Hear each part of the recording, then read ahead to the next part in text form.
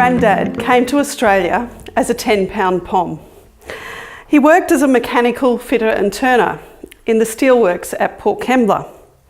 He was short, so his job often involved crawling through narrow pipes that were lined with white dust. One day at his job, a steel beam fell and hit a man that he was working with. My granddad watched as his mate died in his arms. As a witness in court, he realised these lawyers are no smarter than me. And so he decided to go and study law. With 5 kids at home, he worked by day, studied by night, and eventually he became a barrister. After that, he spent his days wearing a white wig in the courtroom and his nights wearing a blue singlet in the shed. Ever the mechanic, one of his favourite hobbies was still tinkering with his combi. In 2006, the price of gold was at an all-time high. And one of the world's richest gold veins was in the town where I lived in Tasmania, a tiny town called Beaconsfield. The notorious mine collapse killed Larry Knight and trapped 2 of his colleagues 925 metres below the ground for almost 2 weeks. Like my granddad and his mates at the steelworks, the miners in Beaconsfield worked in hot, dangerous, cramped conditions.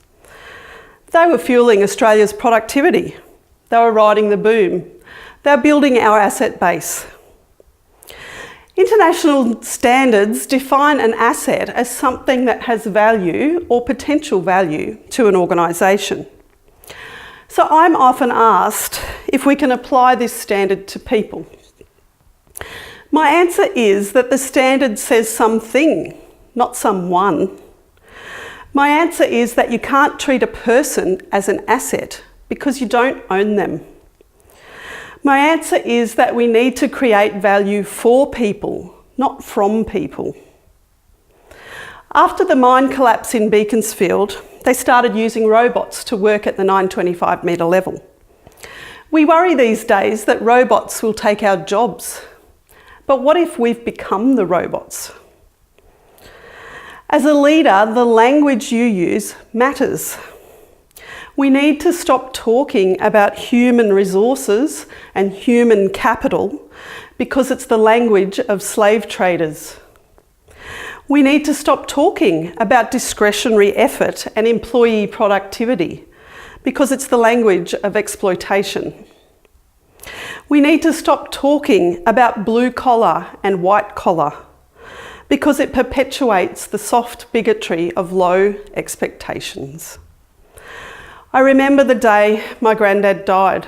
I'd just finished the final experiments for my honours thesis. He died from asbestosis, from the white powder in those narrow pipes. Our people are not our greatest asset.